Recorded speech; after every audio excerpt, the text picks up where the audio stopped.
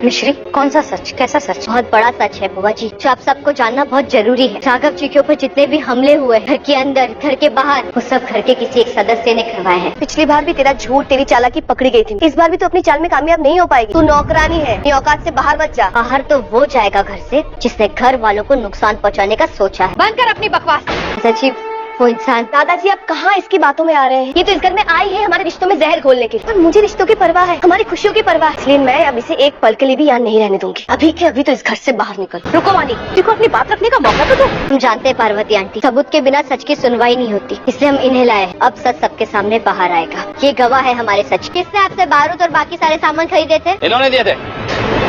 दिमाग खराब हो गया तुम्हारा? मुझ पर झूठा इल्जाम क्यों लगा रहे हो? सच बताओ, नहीं तो पुलिस को बुला लूंगी। राघव जी आप हम पर विश्वास कीजिए, इन्होंने खुद हमसे कहा था, हमने तस्वीर भी दिखाई।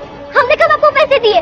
वानी दीदी ने आपको पैसे दिए ना, तो आप झूठ क्यों कह रहे हैं? मिश्री, आज हम बात करने वाले हैं मिश्री सीरियल की, जहां पर हमें काफी एक्साइटिंग ट्विस्ट एंड टर्न्स देखने को मिल रहा है। जी हाँ दोस्तों, फाइनली इस बार राघव के हालत में सुधार आ चुकी है। राघव डिस्चार्ज हो गया और सभी घर वाले इस बार घर भी लौट आए हैं। जी हाँ, अब आपको बता दूं कि घर में एक बेहद बड़ा फंक्शन रखा गया है, क्योंकि अब ऑफिशियली अनाउंसमेंट होने वाली है राघव और वानी की शादी की। और इसी बीच यहाँ पर कहानी में एक बेहद बड़ा ड्रामा होने वाला है। जी हाँ, आपको बता दूं कि कहानी में अब तक हमने देखा था कि किस तरीके से यहाँ पर हमारी मिश्री एक्सपोज हो गई है। सबको पता चल गया है कि ये नर्स कोई और नहीं बल्कि मिश्री है, और यहाँ पर वानी दोबारा से उसे जेल पहुंचाने की कोशिश करती है। लेकिन इस बार राघव ने वानी को रोक लिया है और उसने कहा कि भाई मिश्री की कोई भी गलती नहीं थी इसमें, और इस वजह से इस बार मिश्री जो है वो जेल जाने से तो बच जाती है। लेकिन कहानी में एक बेहद बड़ा ड्रामा आता है। जी हाँ दोस्तों, आपको बता दूं कि अब तक हमने देखा था कि जैसे ही राघव यहाँ पर ग्लास में कॉकटेल डालता है, वैसे ही सारे ग्लासेस फटना शुरू हो जाते हैं। और आपको बता दो कि भाई यहाँ पर हमारी मिश्री जो है रानी लक्ष्मीबाई बनकर आती है